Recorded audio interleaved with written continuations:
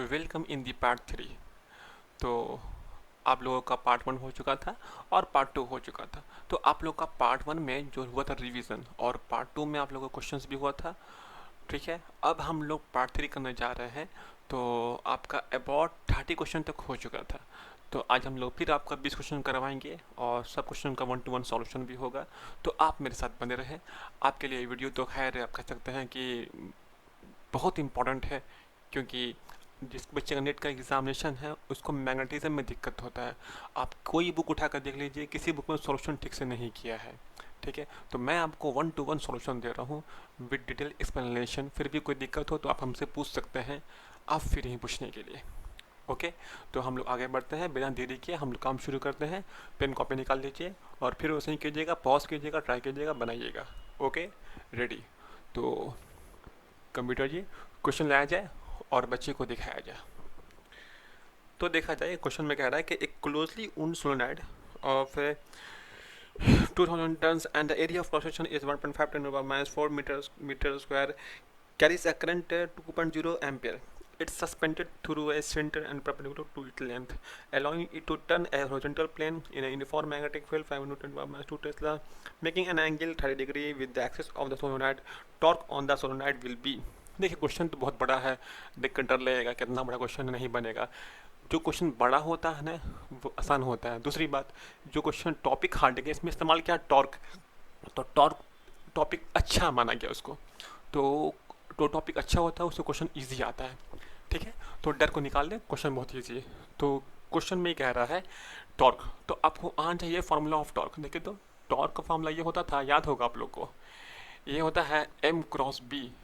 M cross B लिखें या M cross B लिखें, या हम लिखें एम बी, हम लिखें एम बी साइन थीटा, कोई दिक्कत नहीं है। अच्छा, यहाँ पे एम क्या था, मैग्नेटिक मूवमेंट। अच्छा, मैग्नेटिक मूवमेंट का फॉर्मूला होता था, याद होगा, आई इंटू ए। आई इंटू, तो आई इंटू ए लिखें, आई इंटू ए था फॉर्मूला ऑफ मैग्नेटिक मूवमेंट। ठीक है, I into a into b into sine theta, ये फॉर्मूला हुआ आपका टॉर्क का। अच्छा, आई इंटू ए कब होगा, जब टर्न एक है तो। जब बहुत टर्न है तो करंट भी होगा, करंट भी आपका बहुत टर्न में होगा, तो वहाँ करना पड़ता है I in n, n into I, number of turns को इंटू कीजिएगा, क्योंकि आपको टोटल करंट निकालना पड़ता है ना। बात होता है कॉइल के लिए। जैसे फॉर एग्जांपल देखिए, ये आपका है सोलोनाइड।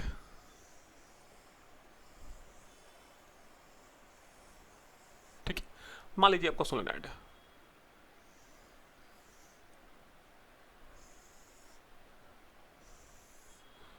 मान लीजिए कि ये आपका सिलेंडर पर सोलोनाइड आपका ये क्या हुआ, टर्न क्या हुआ। तो इसमें नंबर ऑफ टर्न्स क्वेश्चन में तो कह दिया, क्वेश्चन में कितना बोला नंबर ऑफ टर्न्स, देखा जाए तो कोई नंबर ऑफ टर्न्स बोल दिया है 2000।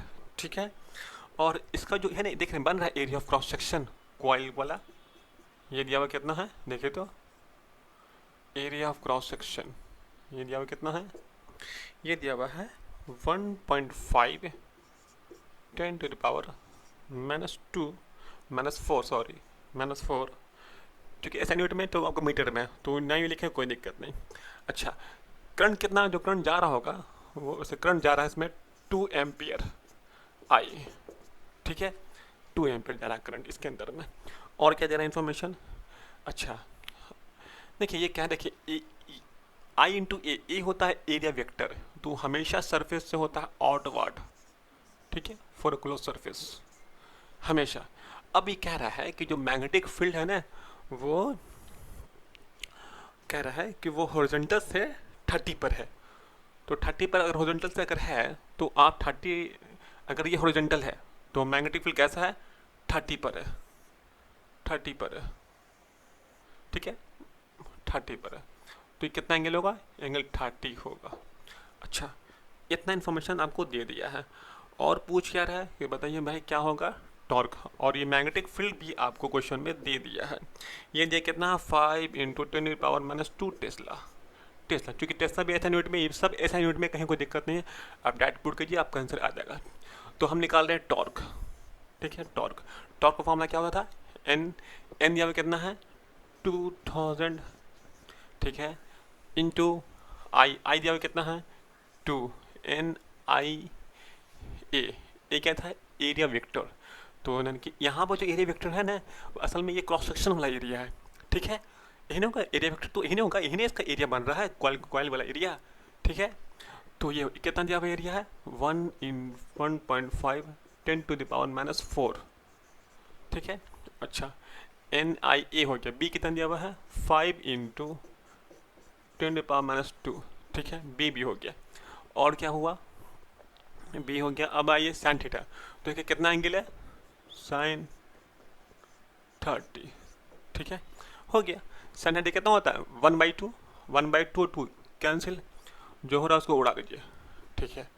अच्छा, ऑप्शन में देखिएगा ना, ऑप्शन में आपका 1.5, देखिए ऑप्शन देख के करते हैं क्वेश्चन को सॉल्व, ठीक है, क्योंकि आपको ऑप्शन नहीं करना मैच है, तो 1.5 को छोड़ना है यहाँ पर, क्योंकि 1.5 में ऑप्शन है और यहाँ आपके पास 1.5 मिल रहा है, तो इसको हम छोड़ेंगे, ठीक है, जहाँ तक हो पाएगा। तो अच्छा, जो अभी जो हो रहा है उतना कर लीजिए। देखिए, तो टॉर्क बराबर ये आपका 5 से इसको इंटू कर लीजिए, ठीक है। जब 5 से इसको इंटू करेंगे तो कितना हो जाएगा, ये आपको हो जाएगा देखिए 10, तो 10 हो गया, 1 2 3, ठीक है, इंटू 1.5 इंटू 10⁻⁻⁶। कोई दिक्कत, देख लीजिए, सब ठीक है ना। अच्छा,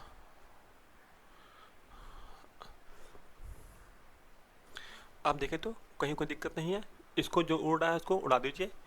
तो ये ऐसा हो रहा है, देखें तो इसको हम लिख सकते हैं 10⁻⁴। देखिए, हम इसको लिख रहे हैं ऐसा, 10⁻⁴ लिख रहे हैं, 10⁻⁶ पहले से है यहाँ 1.5 है, तो हम इसको लिख सकते हैं ऐसा। इसको कीजिए तो 5×10⁻⁻², कोई दिक्कत। देखिए तो इसमें आपका कर लेंगे ना, ऐड पढ़ा है ना फार्मूला ऑफ इस पावर का सम, तो -6 + 4 कितना होगा -2, ठीक है। तो ऐसा कोई ऑप्शन है 1.5 10⁻⁻², न्यूटन मीटर, तो टॉर्क का यूनिट होता है न्यूटन मीटर, ठीक है। तो कितना, देखिए ऐसे कोई ऑप्शन है, तो ऑप्शन सी में देखिए आपका डायरेक्ट ऑप्शन सी आ गया है 1.5 10⁻⁻²। देखिए, हम इसलिए कहा था आपको 1.5 को छोड़ दीजिएगा, क्योंकि 1.5 यहाँ पर यूज़ हो रहा है, ठीक है, इसको हम लोग छोड़ दिया। तो आपका ऑप्शन है 1.5, ऑप्शन सी, ठीक है। कंप्यूटर जी लाया जाए अगला क्वेश्चन, बच्चों को दिखाया जाए। तो देखा जाए, इस क्वेश्चन में कहा यह जा रहा है कि particle having the mass of 10⁻⁻² kg carries a charge 5×10⁻⁸ coulomb. The particle is given an horizontal velocity of 10⁵ meter per second in the presence of electric field and magnetic field. To keep the particle moving in the horizontal direction, it is necessary that, तो देखिए क्या बोलता है, बोल ये रहा है कि कोई पार्टिकल है, मान लिया कि कोई क्यू चार्ज है जो ऐसे भाग रहा, ऐसे भाग रहा, ठीक है। तो ऐसे भाग रहा, तो ये क्वेश्चन कह रहा है कि ये हॉरिजॉन्टल में ही भागता रहे, इलेक्ट्रिक फील्ड और मैग्नेटिक फील्ड का क्या रहे डायरेक्शन, क्या रहे डायरेक्शन, इलेक्ट्रिक फील्ड का और मैग्नेटिक फील्ड का क्या रहे डायरेक्शन, कि ऐसे ही भागता रहे। तो कि देखिए, सोचिए क्या करना पड़ेगा आपको। एक तो यह है कि हम अभी बिना कुछ देखिए, ऑप्शन भी मैंने देखा, हम बात को कर रहे हैं, मैं ऑब्जर्व है कि अगर मैग्नेटिक फील्ड इसके अलोंग रहेगा तो इस पर कोई फोर्स नहीं लगेगा, क्योंकि मैग्नेटिक फील्ड इसके अलोंग रहेगा। तो फार्मूला ऑफ मैग्नेटिक फोर्स होता है F = होता है, आपको याद होगा थोड़ा बहुत भी, तो आपको इतना तो याद ही होना चाहिए था, QV sin थीटा, ठीक है। अगर एंगल 0 डिग्री होगा कितना होगा 40, तो अगर इसके लॉन्ग रहेगा तो 0 डिग्री होगा, 0 डिग्री होगा तो 40 हो जाएगा, ठीक है। यानी इसके लॉन्ग रहेगा तो कोई फोर्स नहीं लगेगा, ऐसे ही भागेगा। अब इलेक्ट्रिक फोर्स में तो फॉर्मूला होता है Q×E, तो इसमें कोई आपका एंगल फैंगल का कोई काम नहीं है, मतलब कि जहाँ भी रहेगा वहाँ फोर्स लगा देगा। तो इसका एक ही ऑप्शन है कि electric field should be along the direction of velocity, अगर इसके अलोंग ही रहेगा इसको सपोर्ट कर देगा जाने में, ठीक है। और अगर यहाँ कहीं किया तो उसको वहाँ ढकेल देगा इलेक्ट्रिक फील्ड। तो आपके पास एक ही ऑप्शन है कि इलेक्ट्रिक फील्ड को भी ऐसा होना पड़ेगा, ऐसा होना पड़ेगा, और मैग्नेटिक फील्ड को भी होना पड़ेगा हॉरिजॉन्टल के अलोंग, इसके साथ कि चूँकि कि आपका जो चार्ज है उसका कोई भी डेविएशन ना हो पाथ में, ठीक है। तो देखिए ऐसा कोई ऑप्शन है, तो तो देखिए वन शुड ये option B should be perpendicular to the direction of velocity, E should be along. E कह रहा है अलोंग, ठीक, ये तो सही है। बी शुड बी क्या बोलता है, परपेंडिकुलर। अगर होगा ना परपेंडिकुलर तो फोर्स लगा देगा, तो ई तो फोर्स नहीं लगाएगा लेकिन बी लगा देगा फोर्स, तो मतलब कि ए तो गलत है। अब आइए B, both E B and E should be along the direction of velocity.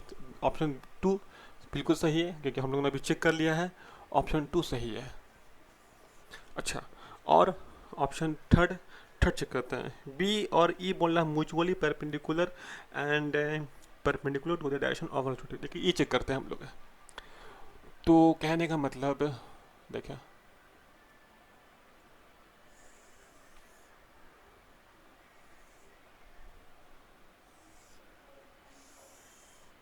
देखिए अगर कह रहा है कि ई बी मैग्नेटिक फील्ड और इलेक्ट्रिक फील्ड दोनों का आपस में होना चाहिए परपेंडिकुलर, और वो दोनों ही इससे होना चाहिए परपेंडिकुलर।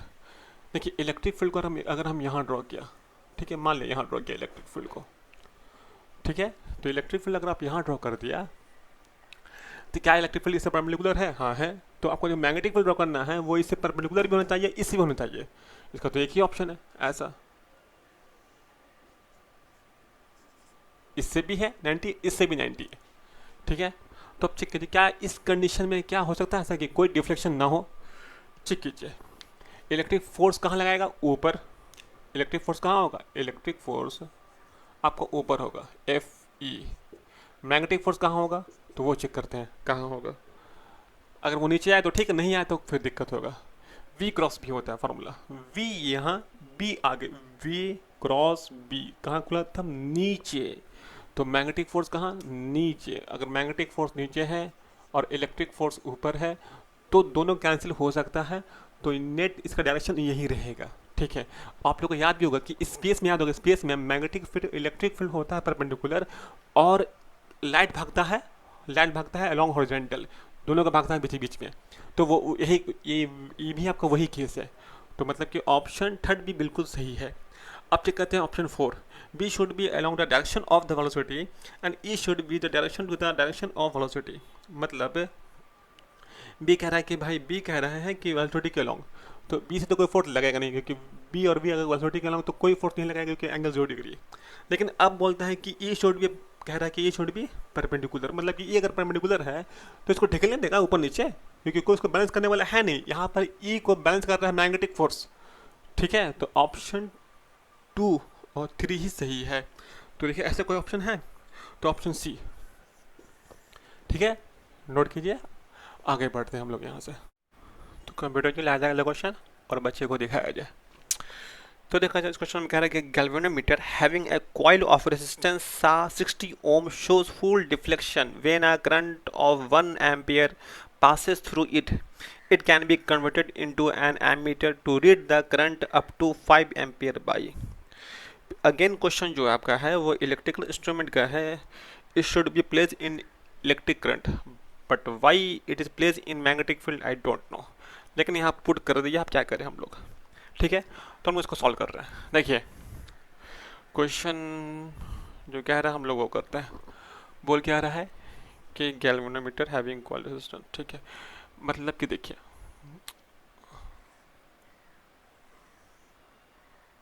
एक गैल्वेनोमीटर, ठीक है, और गैल्वेनोमीटर का जो रेजिस्टेंस है वो वो कुछ है।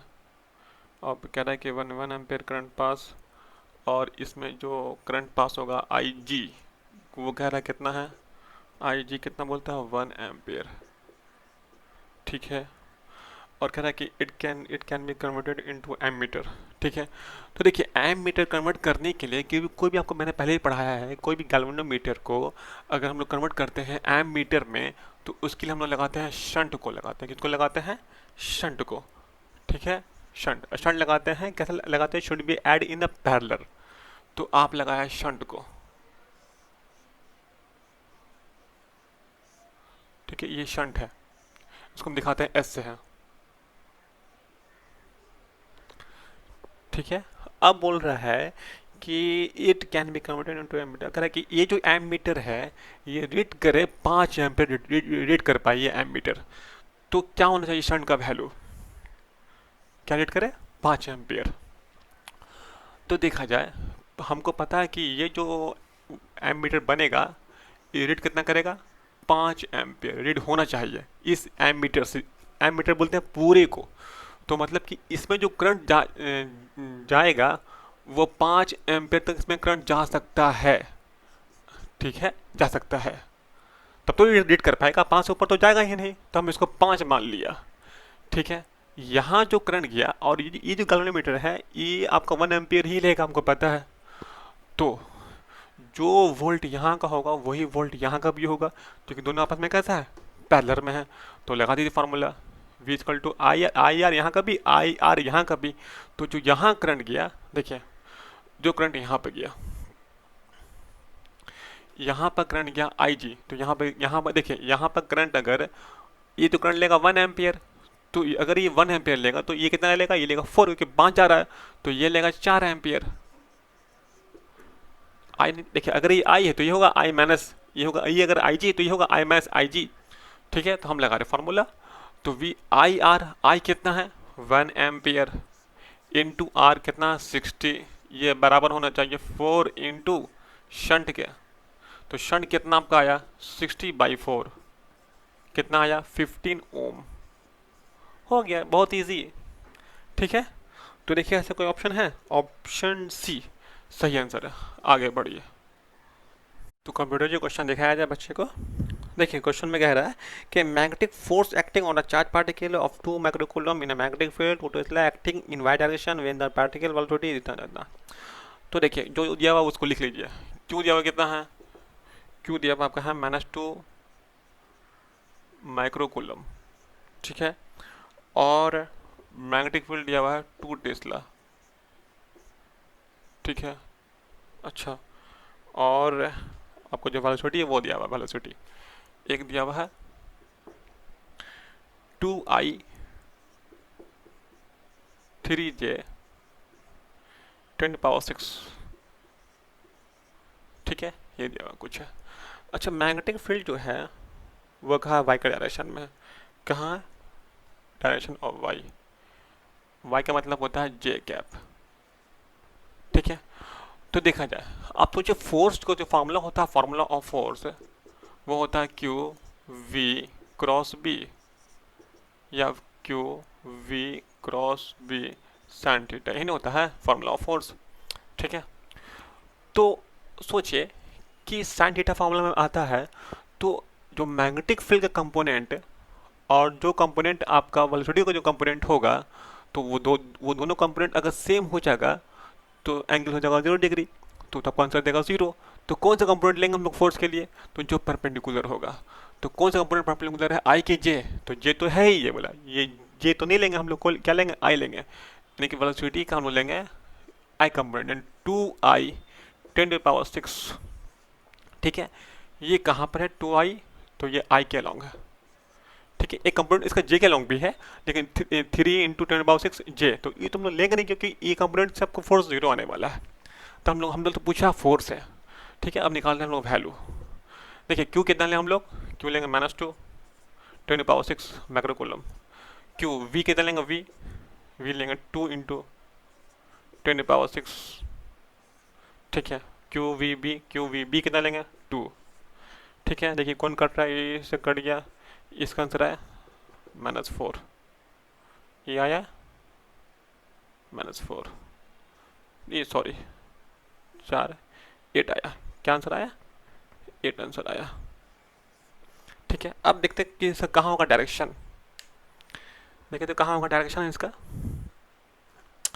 तो देखा जाता है, देखिए तो वी क्रॉस बी बोल रहा है ना, तो वी क्रॉस बी बोल रहा है, तो अगर ये वी क्रॉस बी, बी यहाँ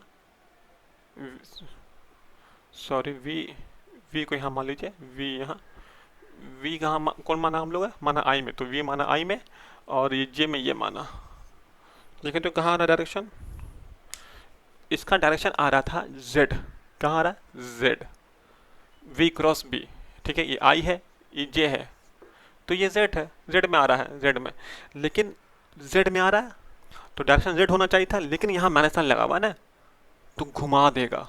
तो मतलब कि जेड, इसका डायरेक्शन तो आया था जेड, तो ये आपको हो जाएगा माइनस जेड। ठीक है, माइनस हो गया, माइनस एट जेड हो गया, तो माइनस जेड के हैं या, ठीक है, माइनस एट जेड हो गया, जेड के लॉन्ग हो गया डायरेक्शन। तो जेड के लॉन्ग हो गया तो कौन सा होगा, तो option A B C D में, तो ऑप्शन डी में कह रहा है 8 न्यूटन माइनस जेड के डायरेक्शन। ठीक है, 8 न्यूटन माइनस जेड का डायरेक्शन सही है, तो option D is a right answer. ठीक है, तो कंप्यूटर जी क्वेश्चन लाया जाए और बच्चे को दिखाया जाए। देखिए इस क्वेश्चन में कह रहा है कि under the influence of a uniform magnetic field of a charged particle moves with a constant v in a circle radius r, the time period of rotation of the particle क्या होगा। तो मैंने आपको खूब पढ़ाया है, कूद कूद के पढ़ाया था, याद होगा आप लोग को, नहीं याद हो तो मैं आपको ऐसे मैं इसका एक रेगुलर बैच शुरू करूँगा, तो मैं वहाँ भी पढ़ाऊँगा, कोई दिक्कत नहीं है। हालांकि अभी आपको याद रखना फार्मूला क्या होता है, formula 2πm upon Q B, ये फार्मूला होता है। तो क्या इस फॉर्मूले में वी आर है, नहीं है। टाइम पीरियड वी से आर से होता है इंडिपेंडेंट, आर कितना भी हो वी कितना भी हो उससे कोई फर्क नहीं पड़ने वाला है टाइम पीरियड को। ठीक है, बात समझ में आ रहा है। और ये कैसे आया होगा, तो आता ऐसे था, याद होगा आपको, M V square by R Q V B. ठीक है, यहाँ से वी से वी उड़ेगा, ठीक है, यहाँ से v से v उड़ जाएगा, तो एक v आपका बचेगा, तो ये ऐसा होगा एम वी बाई आर होगा, यहाँ होगा क्यू बी होगा। अच्छा, v इसको तो हम लोग कह सकते हैं आर ओमेगा, याद होगा आप लोगों को आर ओमेगा, और यहाँ भी आर, यहाँ पे m पहले से रहता ही है, क्यू बी, तो यहाँ से आर कैंसिल, और ओमेगा का वैल्यू होता है 2π/t। ठीक है, क्यू बी बाई एम, तो कितना होगा टाइम, 2πm/क्यू बी। ठीक है, टाइम पीरियड का फॉर्मूला 2πm/क्यू बी। इसमें आप ऑप्शन देखिए, इसमें लिखा हुआ ना 35 का ऑप्शन देख लीजिए आप, तो लिखा हुआ है कि डिपेंडेंट ऑन और वी, तो नहीं होगा, independent of both V and R, इसमें वी भी नहीं होता आर भी नहीं होता है, तो ऑप्शन बी तो भाई सही है, ऑप्शन बी जो है वो तो सही है। ठीक है, ऑप्शन बी सही है। अब ऑप्शन सी डी भी देख लीजिए, क्या दिक्कत है देखने में, तो कह रहा है depend upon both V R, गलत है, ऑप्शन डिपेंड ऑन वी और नॉट आर भी गलत है, तो ऑप्शन बी क्या है, सही आंसर है, नोट। तो कंप्यूटर जी क्वेश्चन लाया जाए और बच्चे को दिखाया जाए। देखिए इस क्वेश्चन में कह रहा है कि particle of mass m, charge q and kinetic energy t enter in a transverse uniform magnetic field. ठीक है, induction B, after 3 second the kinetic energy of particle will be, क्या होगा, यानी कोई जो पार्टिकल है उसका काइनेटिक एनर्जी है ना, वो कह रहा है कि टी है, क्या बोला टी, और मैग्नेटिक फील्ड कहा है कि ट्रांसवर्स है, ट्रांसवर्स का मतलब होता है परपेंडिकुलर। मान ले कि मैग्नेटिक फील्ड अंदर में है और वेलोसिटी ऐसा है, मान लिया, ठीक है, और वेलोसिटी ऐसा है, ऐसा है, तो ऐसे यहाँ पर क्या होगा, तो ये ट्रांसवर्स, जैसे यहाँ क्या होगा, तो ये जो फील्ड है v क्रॉस बी, v यहाँ b अंदर में, तो फोर्स ऊपर लगा, तो इसको ऐसे घुमा दिया, क्या घुमा दिया, और कह रहे 3 सेकंड तक इसमें रहा, फिर बाहर चला गया होगा। ठीक, कुछ ऐसा हुआ होगा, तो पूछा कि क्या होगा, तो देखिएगा कि मैग्नेटिक फील्ड अगर परपेंडिकुलर है तो सिर्फ घुमाता है, ना कि वेलोसिटी को बढ़ाता है, याद रखिएगा इस बात को, सिर्फ घुमाता है, मतलब कि सिर्फ डायरेक्शन को बदलता है। अगर ये बीच में रहेगा तो घूमता ही रहेगा, अगर ये पार कर जाएगा तो अलग सी बात है, दोनों का अलग अलग केस है, लेकिन सिर्फ घुमाता है, चाहे गोल घुमाए या पार कर जाए, सिर्फ घुमाता है। ठीक है, इस बात को याद रखिएगा। तो 3 सेकंड रहे या 100 सेकंड रहे या 1 साल रहे, उससे कोई फर्क नहीं पड़ता, काइनेटिक एनर्जी टी है तो टी ही रहेगा, क्योंकि काइनेटिक एनर्जी कब बढ़ेगा, हाफ एम बी स्क्वायर, कब बढ़ेगा काइनेटिक एनर्जी, जो वी बढ़ेगा, तो वी तो बढ़ता है नहीं, वी सिर्फ जो v है क्योंकि स्क्वायर है, तो मतलब कि v का मैग्नीट्यूड मतलब होता है, मैग्नीट्यूड मतलब कि आपका स्पीड, तो जो स्पीड है ना वो तो कोई बदलता ही नहीं है, सिर्फ डायरेक्शन बदलता है। ठीक है, तो जो t है तो t ही होगा, तो क्या, तो कौन सा ऑप्शन है, option A, does not change, only the path change. Kinetic energy and velocity does not change. तो ऑप्शन ए जो क्वेश्चन लाया जाए भाषा को दिखाया जाए, कह रहा है कि closed loop P Q R S carrying a current placed in uniform magnetic field if the magnetic force of segment PS, SR, RQ and F1, F3 are in respectively are in the plane of the paper and along the direction of shown in the force segment QP is, कह रहे QP में कितना होगा। तो देखा जाए, देखिए along ये क्वेश्चन मैंने आपको पहले भी कराया है, फिर क्वेश्चन यही इस तरह का आया है। तो देखा जाए,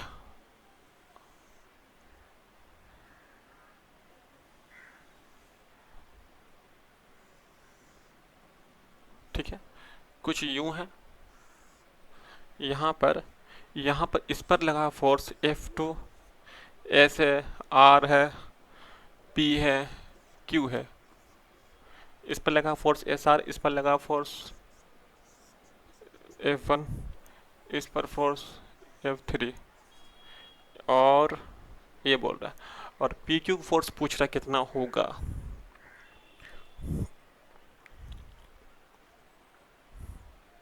ठीक है, कितना होगा। तो आपको तो ये बात पहले से पता होगी कि कोई भी लूप अगर रखा हुआ है सर्कुलर यूनिफॉर्म मैग्नेटिक फील्ड में, उस पर नेट फोर्स जीरो होता है। नेट फोर्स क्या होता है, जीरो होता है। अगर नेट फोर्स जीरो होता है तो देखिए हम इसको दिखाते हैं ऐसे भी, नेट फोर्स जीरो होता है, और फोर्स हमेशा वायर से हमेशा होगा परपेंडिकुलर, क्योंकि फॉर्मूला ऑफ फोर्स होता है, फॉर्मूला ऑफ फोर्स होता है आई एल क्रॉस बी। यहाँ भी वही हिसाब किताब है कि हम लोग हमेशा जो लेंगे कंपोनेंट, क्योंकि शायद 90 होगा आंसर आएगा, तो 90 कंपोनेंट कब होगा, जब वायर से कैसा हो, परपेंडिकुलर हो। तो ये जो फोर्स है ये लेने चाहिए, कैसे लेंगे, परपेंडिकुलर लेंगे। ठीक है, ये फोर्स है। तो अब सम ऑफ ऑल फोर्स क्या होगा, जीरो होगा। ठीक है, सम ऑल फोर्स जीरो होगा। देखिए जीरो कैसे हो सकता है, क्या किया जाए। तो आपको करने का बहुत सारा ऑप्शन है, एक आपको हम करके दिखा रहे हैं। देखिए, क्योंकि देखिए ये फोर्स सब, ये फोर्स वर्टिकल में, ये हॉरिजॉन्टल में, ये फोर्स ना वर्टिकल में ना हॉरिजॉन्टल में। तो मन से आप कुछ मान लीजिए, जैसे कि कुछ मान लीजिए कि ये कुछ थीटा है, कुछ थीटा है। तो थीटा है, तो ये फोर्स कितना होगा, ये होगा एफ कॉस थीटा। ये फोर्स कितना होगा, एफ साइन थीटा। मन से कुछ ही मान सकते हैं आप, कोई दिक्कत नहीं। अब जो वर्टिकल फोर्स हॉरिजॉन्टल फोर्स को इकट्ठा कर लीजिए। ठीक है, चलिए, क्योंकि ये वायर बड़ा है, इस पर फोर्स बड़ा होगा, सोच के देखिए आप। या फिर देखिए, अगर ये नेट फोर्स जीरो है तो वर्टिकल फोर्स हॉरिजॉन्टल फोर्स दोनों जीरो होना चाहिए।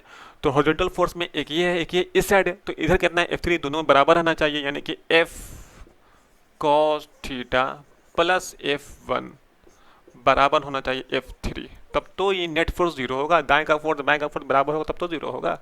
अच्छा, एक और क्या होगा, तो यहाँ से देखिए, यहाँ से आपका F cos थीटा से यहाँ से कुछ आपका आएगा, वो कितना आएगा, F3 माइनस F1 आएगा। अच्छा, अब आइए वर्टिकल फोर्स है, वर्टिकल फोर्स में तो एक ये है, एक ये है, तो यानी कि F साइन थीटा बराबर होना चाहिए F2 से, तब तो ये रुका हुआ रहेगा ना। वर्टिकल फोर्स सब बराबर रहना चाहिए। अब आपको निकालना क्या है, ये F निकालना है, ये वाला F पी क्यू के अलॉन्ग जो लग रहा है ना, ये F निकालना है। तो ये कैसे आएगा, अगर हम इस दोनों कर लेंगे स्क्वायरिंग और जोड़ लेंगे, तो आपका कॉस, देखिए हम करते हैं squaring and adding both side. तो ऐसा हो सकता है कि F का स्क्वायर, हम F कर रहे हैं कॉमन, तो ऐसा होगा कॉस का स्क्वायर प्लस साइन का स्क्वायर, और यहाँ पे क्या होगा, इस साइड आपका होगा F3 माइनस, देखिए इस साइड होगा F3 माइनस F1 का स्क्वायर प्लस F2 का स्क्वायर, कुछ यही होगा। अच्छा, इसके बाद अगर देखा जाए, ये तो हो जाएगा 1, तो F2 हो गया यहाँ पर, F2 F3 F1 का स्क्वायर कितना होगा, F root under F3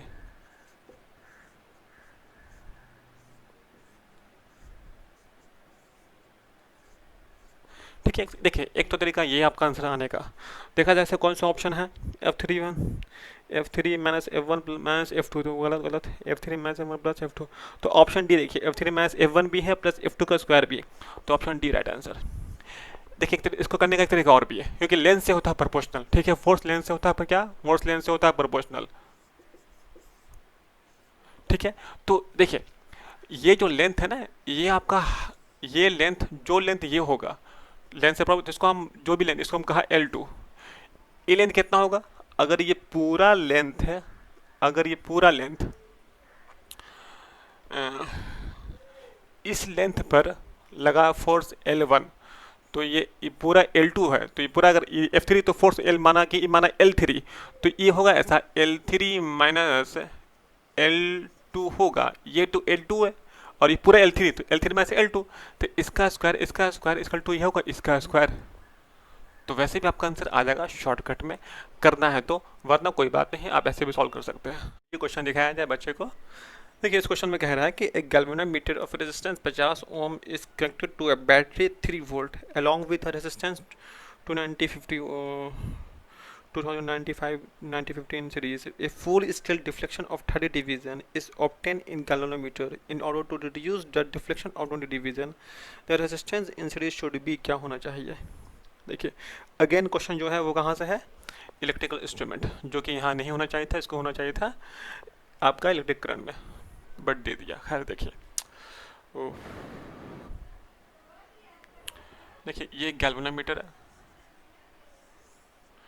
galvanometer का कुछ इंटरनल रेजिस्टेंस है, ठीक है, इसको हम कह रहे हैं सपोज RG कह रहे हैं, ये दिया कितना है 50 ओम, ठीक है। एक रेजिस्टेंस इसमें ऐड हुआ हुआ सीरीज में R, ये कितना है, ये आपका है 290 50 ओम, ठीक है, ये इतना ओम है। अच्छा, और इसमें हम जोड़ दिए हैं वोल्ट मीटर, क्या जोड़ दिए हैं, वोल्ट मीटर। तो इसको जब जोड़े हैं वोल्ट मीटर, तो ये रीडिंग दिया है 3 वोल्ट का, कितने का, 3 वोल्ट का। तो यहाँ से हमको आइडिया हो जाएगा कितना होगा आई, कितना करंट चल रहा होगा, क्योंकि वी पता है और रेजिस्टेंस जोड़ लेंगे तो नहीं मिल जाएगा आई। तो देखिए टोटल रेजिस्टेंस कितना होगा, वी इक्वल टू होता है आई आर, तो आई क्या होगा, वी बाई आर, 3/r। तो 3 बाई वी इक्वल टू होता है ना V/R, ठीक है। तो यहाँ से आपको आई मिल जाएगा, कितना करंट यहाँ जा रहा था ये मिल जाएगा आपको। देखिए तो आपका जो V3 है, R कितना है, तो 2950 प्लस 30 कितना हो जाएगा, 3000, ठीक है। कट रहा है ना, कट कैसा हो जाएगा 1 बाई, तो इसको हम बोल सकते हैं 1 × 10⁻3, इसको हम लोग एम्पियर, इसको बोल सकते हैं हम लोग मिली एम्पियर, ठीक है, 1 मिली एम्पियर, ठीक है। देखिए ये जो मिली एम्पियर है ना, ये जो करंट आया ना, ये करंट था 30 डिवीजन के लिए, कितना के लिए, 30 डिवीजन के लिए, ठीक है। लेकिन अब कोर क्वेश्चन बोल रहा है ना कि आपको डिवीजन को घटाना है, कितना करना है डिवीजन को, डिवीजन होना चाहिए 20 डिवीजन, ठीक है। तो डिवीजन कम करेंगे तो तब क्या होगा, ये रेजिस्टेंस जो आप जोड़ा बाहर से, तब क्या होगा, ठीक है।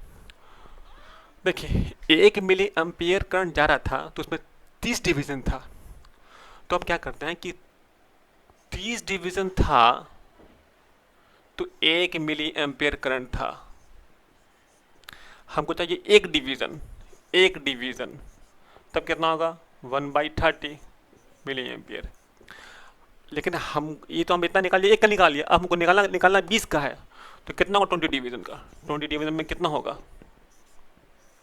1/3 इंटू 20, 13 होगा 30, ठीक है। तो ये ऐसा होगा मिली एम्पियर, 2/3 मिली एम्पियर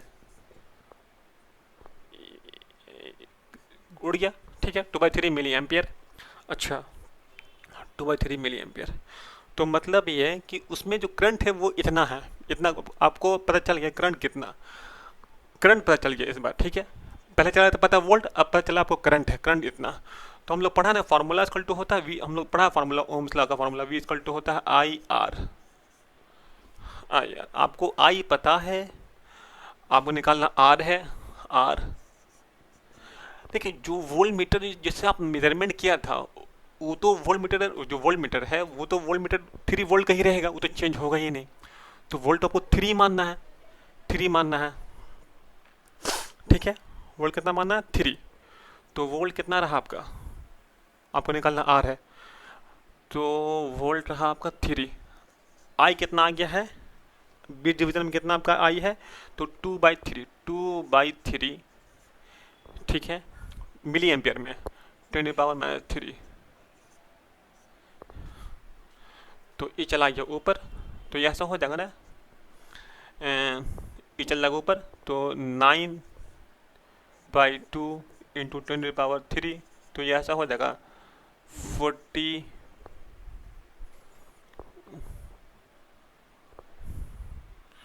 9/2 तो ये होगा 4.5 इंटू, तो ये ऐसा हो जाएगा 4500। ठीक है, अच्छा ये तो आपका है रेजिस्टेंस आया। तो ये जो आपका रेजिस्टेंस आया, ये जो रेजिस्टेंस आया, क्या ये रेजिस्टेंस आप जो पढ़ते हैं formula V equal to I R, यहाँ पे होता है इक्विवेलेंट, होता है इक्विवेलेंट। जो जो भी आ रहेगा वो आर आपका आएगा इक्विवेलेंट। तो आपसे पूछा ये रेजिस्टेंस, ना ये पूछा इक्विवेलेंट। जैसे इक्विवेलेंट करेंगे तो इसमें तो ये ऐड होकर आंसर आ रहा है आपका आंसर में, तो आपके आंसर में ये आर जी ऐड होगा, तो इसको निकालना पड़ेगा। तो कितना होगा आपका आर -50, तो देखा जाए कितना होगा, तो 0 5 ये 4 4, तो देखा जाए ऐसा कोई ऑप्शन है 4450, 4450 आपका ऑप्शन नंबर बी। तो बी क्या है, बी राइट आंसर है। आगे बढ़िए, तो कंप्यूटर जो क्वेश्चन लाया जाए और बच्चे को दिखाया जाए। देखा जाए इस क्वेश्चन में कहा यह जा रहा है कि resistance of meter, resistance of an ammeter is 13 ohm and its scale is graduated for a current up to 100 ampere. After an additional shunt has been connected to this ammeter, it became possible to measure current up to 750 ampere. By this meter, the value of shunt resistance is। देखिए फिर आपका again आपका electrical device, ठीक है कोई बात नहीं है, हम लोग सबको झेले हैं तो इसको भी झेलेंगे। चलिए जाए, क्या बोलता है रेजिस्टेंस ऑफ, बोलता है एमीटर, मतलब देखिए कहानी क्यों यूं होगा,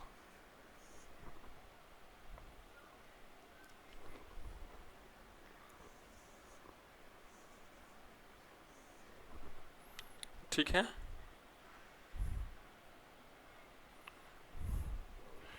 ये जो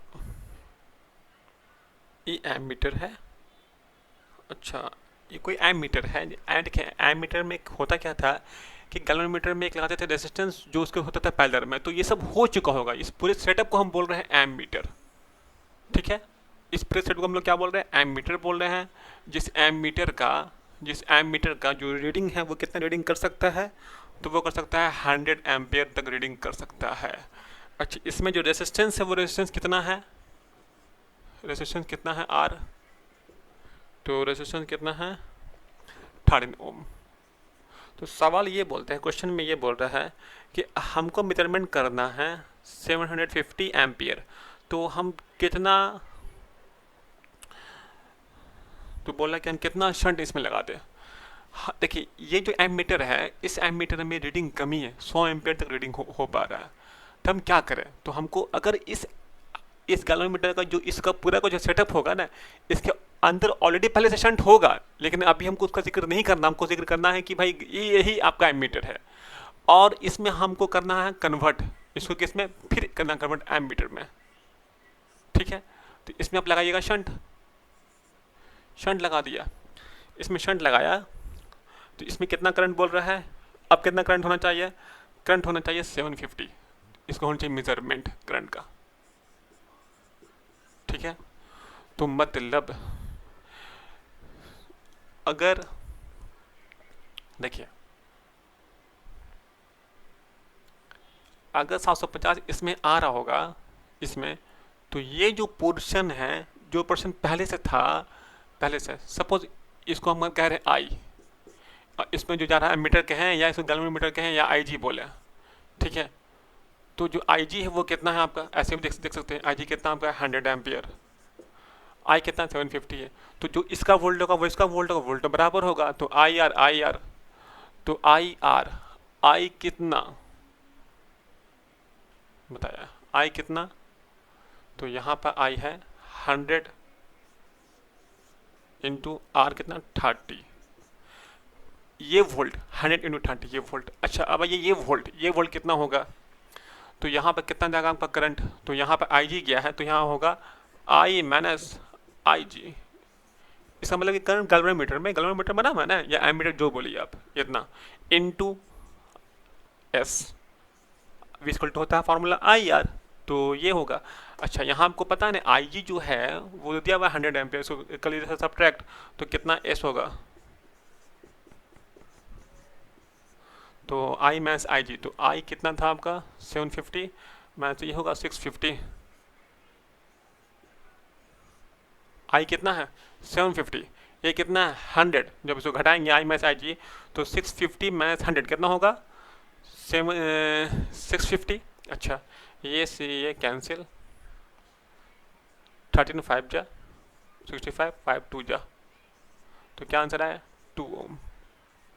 तो देखा जाए शंट किसी में 2 ओम का आंसर है, तो आंसर है option A is right answer. आगे बढ़िए, कंप्यूटर जी लाया जाए क्वेश्चन बच्चे को दिखाया जाए। देखिए इस क्वेश्चन में कहना कि when a charge particle moving with a velocity v subject to the magnetic field of induction b, the force on it non-zero, this implies force होना चाहिए नॉन जीरो होना चाहिए। तो इसका मतलब कौन सा ऑप्शन सही होना चाहिए। देखिए फोर्स का फार्मूला होता था, याद होगा आपको, Q V B sine theta, ठीक है, ये फार्मूला होता है। अब इस फार्मूले में आपको पता होना चाहिए कि कब जीरो हो सकता है, जब साइन थीटा एंगल 0 डिग्री हो तब साइन 0 आता है, एंगल 180 हो तब 0 आता है, और तो कोई ऐसा ऑप्शन है नहीं, मतलब कि और तो ऐसा कोई एंगल है नहीं जहाँ 0 आएगा। तो ऑप्शन ए में कह रहा है कि 0 अदर 180, तो ऑप्शन ए ही सही आंसर है, ऑप्शन ए। आगे बढ़िए, कंप्यूटर जी क्वेश्चन लाया जाए और बच्चे को दिखाया जाए। देखिए इस क्वेश्चन में कह रहा है टू सर्कुलर कॉइल 1 और 2 are made from the same wire but the radius of first coil is twice the radius of second coil, what is the potential difference in volt should be applied across them so that the magnetic field at centre is same. देखिए question जो 2006 में आया था ना, ये question गलत था, तो इस क्वेश्चन को लेकर सबको दिया गया था, ग्रेस मार्किंग दिया गया था 4 मार्क्स का, ठीक है, तो ये क्वेश्चन गलत था, ठीक है। इस क्वेश्चन में गलत क्वेश्चन है, क्वेश्चन में होना चाहता है पोटेंशियल होना चाहता है डिफरेंस, और भी ऐसे मिस्टेक है, ठीक है, तो कोई दिक्कत नहीं, इसको मत बनाइएगा, टाइम वेस्ट होगा। तो कंप्यूटर जो क्वेश्चन लाया जाए बच्चे को दिखाया जाए। देखिए कह रहा है कि very long straight wire carries a current I at the instant when a charge plus Q at point P velocity v as shown the force on the charge is, क्या होगा।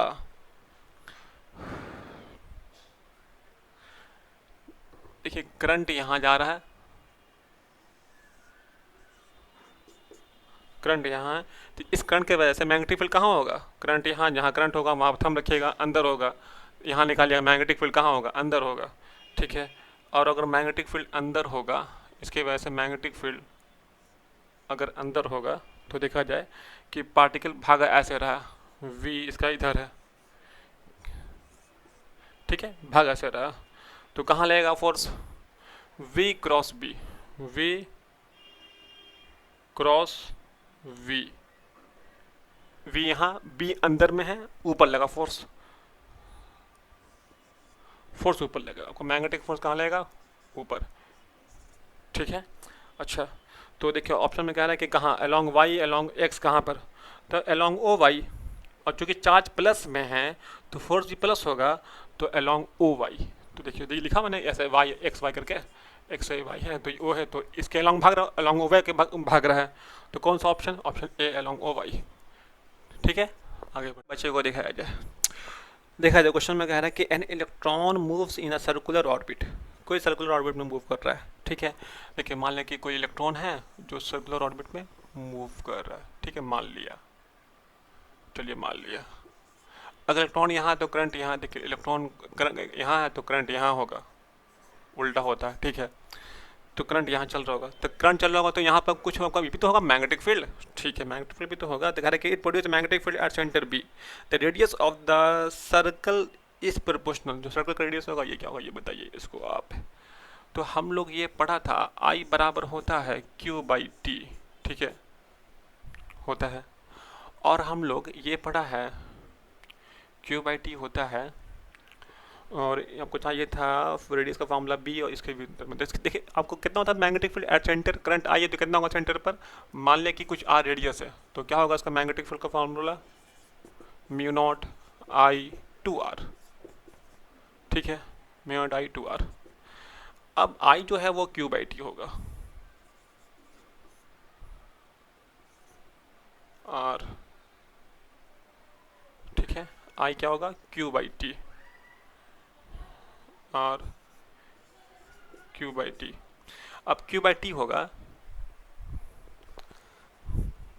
तो देखा जाए तो क्यू बाई टी, तो ये T जो है आपको ये भी पता होगा, टी बराबर ये होता है two pi R by V, two pi R distance, जो भी इसका बना डिस्टेंस सर्कमफेरेंस अपॉन वेलोसिटी, ये भी होता है टाइम पीरियड का फार्मूला।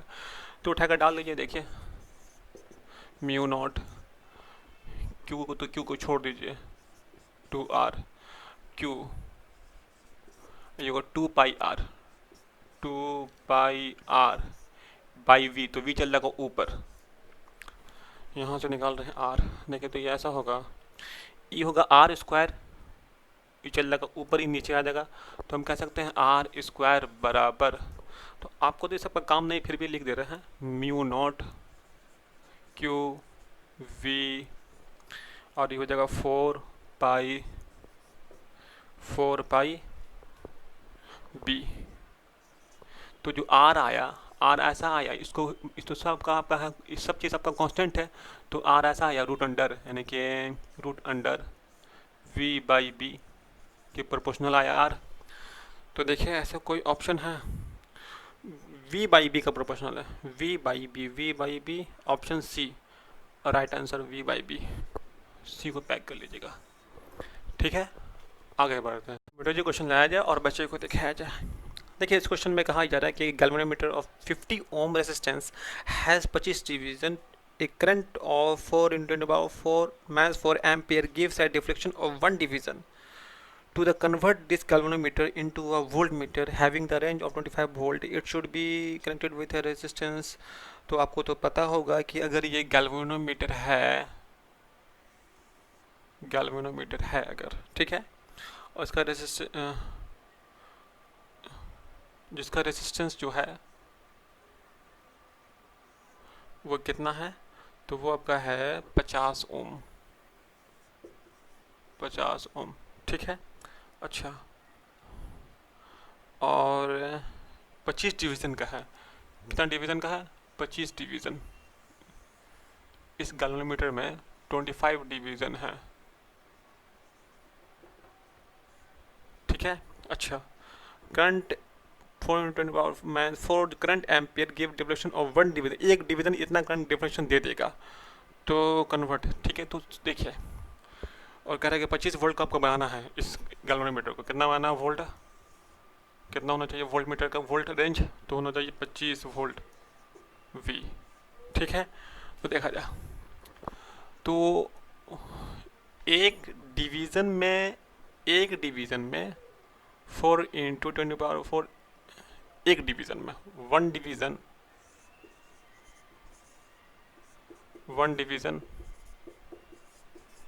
डिवीज़न जो है वो कितना है, 4 इंटू 10⁻⁴, ठीक है, एम्पियर वन डिवीज़न।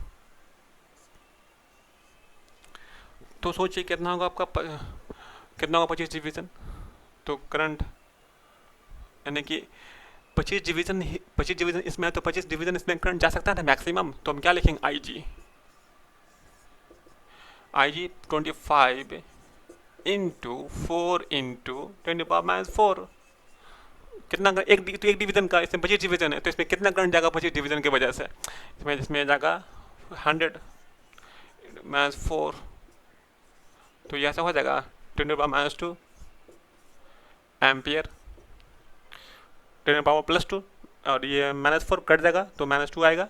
ठीक है, ये आपका आया IG। अब इसको आपको क्या बनाना, आपको बनाना है वोल्ट मीटर। वोल्ट मीटर के लिए हम लोग क्या करते हैं, हम लोग एक रेजिस्टेंस जोड़ते हैं सीरीज में। कहाँ जोड़ते हैं? सीरीज में। इसको हम R मान लिया, R। ठीक है, तो ये वोल्ट प्लस ये वोल्ट इसको टू आना चाहिए, वोल्ट इसी रेंज का हमको चाहिए वोल्ट मीटर। तो जो करंट यहाँ आ रहा होगा, जो करंट IG यहाँ है तो IG यहाँ भी होगा, तो हम लिखें IG इंटू R, क्योंकि सीरीज में है, IG इंटू R। और ये कितना होगा? IG, तो आपका ही चुका IG कितना होगा? IG 10⁻⁻2 IG। ठीक है, इंटू R, R कितना है? 50 ओम। तो कितना आपका आएगा R? जो वोल्ट यहाँ का वो वोल्ट यहाँ का।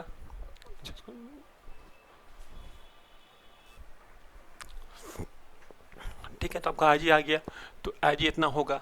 अच्छा, ये पूरा जो आपका नहीं, पूरा आपका बन गया है वोल्ट मीटर। क्या बन गया है? Volt meter. ठीक है, वोल्ट मीटर, ये पूरा वोल्ट मीटर।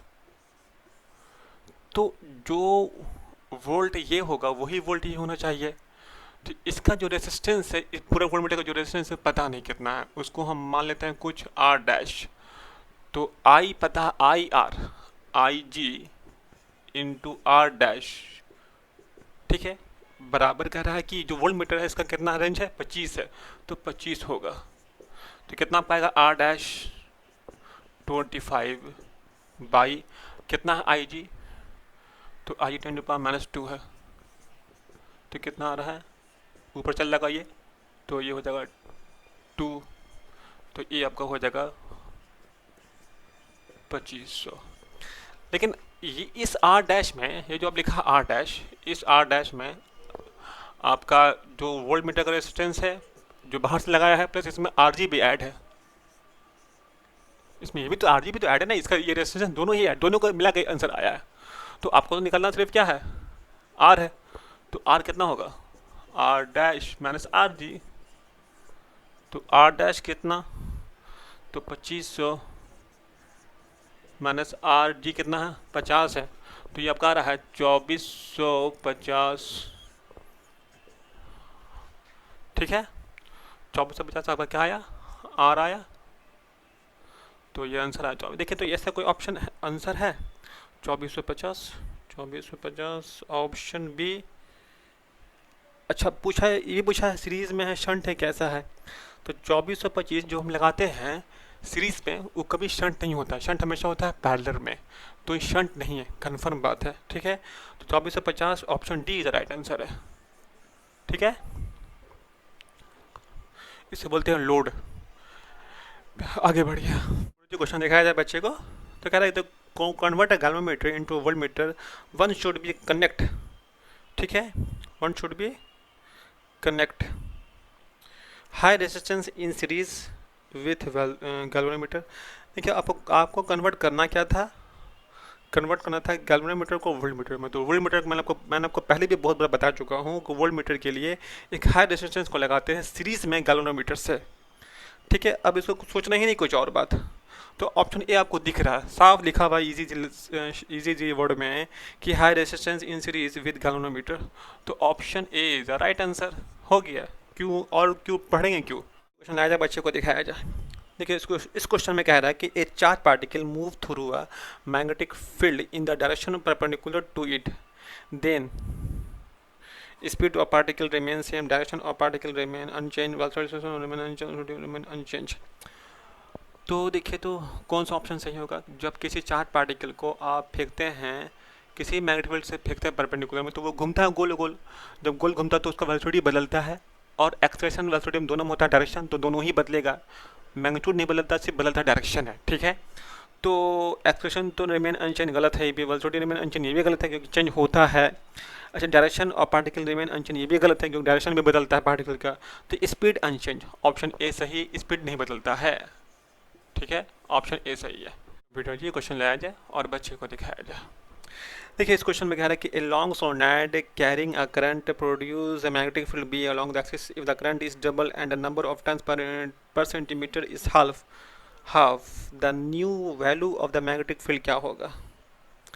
देखिए आपको पता होगा फार्मूला ऑफ सोलेनोइड ये था ऐसा, म्यू नॉट एन आई, यहाँ पर एन क्या था, number of turns per unit length.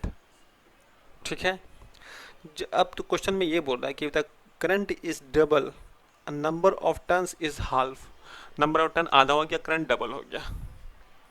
तो ये मान लिया कि चलिए पहले का है, ठीक है, और ये नया वाला इसको हम कह रहे हैं बी डैश। तो नंबर ऑफ टर्न्स जो है वो, जो नंबर ऑफ टर्न्स का है, करंट डबल है, करंट डबल है।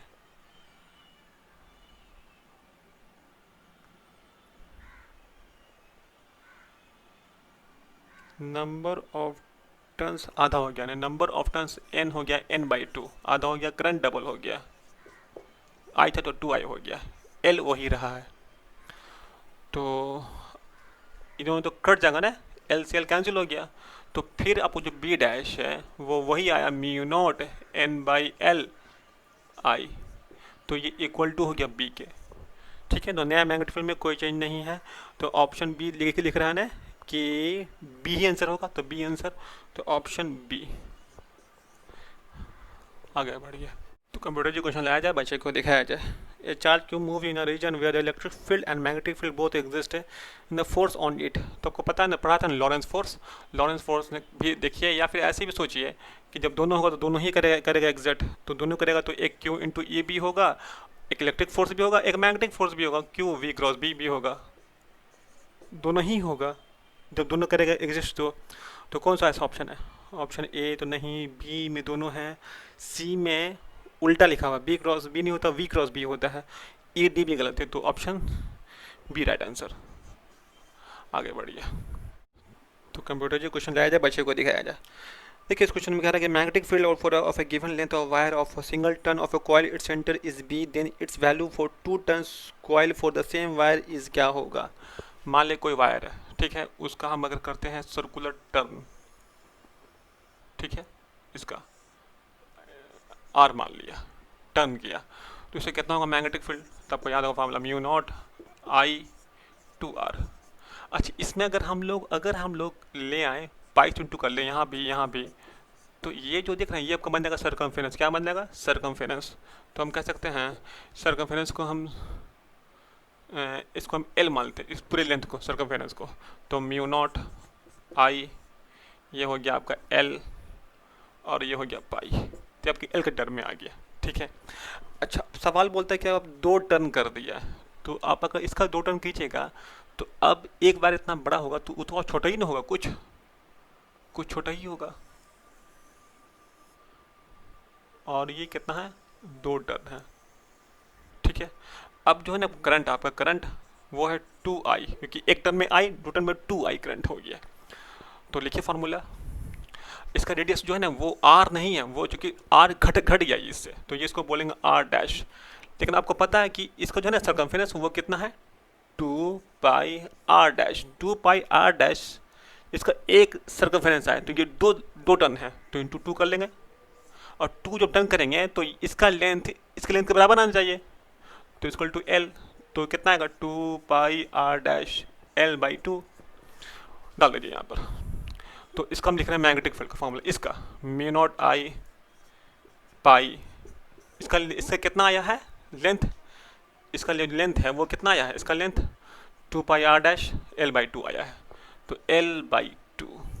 ठीक है, इसमें करंट कितना है इस कॉइल में, तो 2i है, तो जहाँ लिखा था ना हम पाई, वहाँ लिखे 2i, तो चल लगा ऊपर। देखिए तो b ऐसा होगा, म्यू नॉट आई, ये पाई, और ये l ये होगा 4, तो इसको हम लिख सकते हैं ऐसा 4 टाइम्स, तो ये बी है पहले वाला बी, तो 4 इंटू बी। देखा ऐसा कोई ऑप्शन है? 4 into B, option C right answer. Computer जी क्वेश्चन लाया जाए, बच्चे को दिखाया जाए। तो ये आपका आखिरी क्वेश्चन भी है, ठीक है, आज के लिए। तो ये number of turns of area, number of turns comma area and current through a coil given by N small N and A and I respectively, then its magnetic moment क्या होगा? तो मैग्नेटिक मोमेंट मैंने आपको पहले बताया है कि ये अगर कोई भी कॉइल है तो या था फॉर्मूला आई ए, क्या था फॉर्मूला? आई है। तो अगर एक करंट है आई है और एक इसका कुछ एरिया है तब के लिए फॉर्मूला है आई ए। लेकिन अगर नंबर ऑफ टर्न्स बहुत है, तो कॉइल है, तो सपोज ऐसा बहुत टर्न्स है, इसमें बहुत टर्न्स है, एन नंबर ऑफ टर्न्स है, बहुत टर्न्स है, तब क्या होगा? Magnetic moment formula. तो एक टर्न में एक आई, एन टर्न में एन आई, तो एन आई ए फार्मूला। ठीक है, ये बात याद रखिएगा। हालांकि अगर हम लोग पढ़ते थे तो हम लोग ये भी देखते थे कि आई निकाला तो ये वेक्टर है, हम इसको मैग्नीट्यूड फॉर्म लिखा है। अगर वेक्टर लिखेंगे तो डायरेक्शन दे देंगे, डायरेक्शन ऑफ ये कहाँ होगा?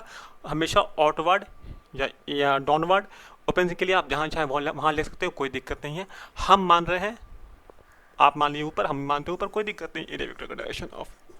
ठीक है, खैर आपसे उससे पूछा फार्मूला, तो फार्मूला कौन सा होगा? Option A right answer. Option A को पैक कर लीजिए, आगे बढ़ते हैं।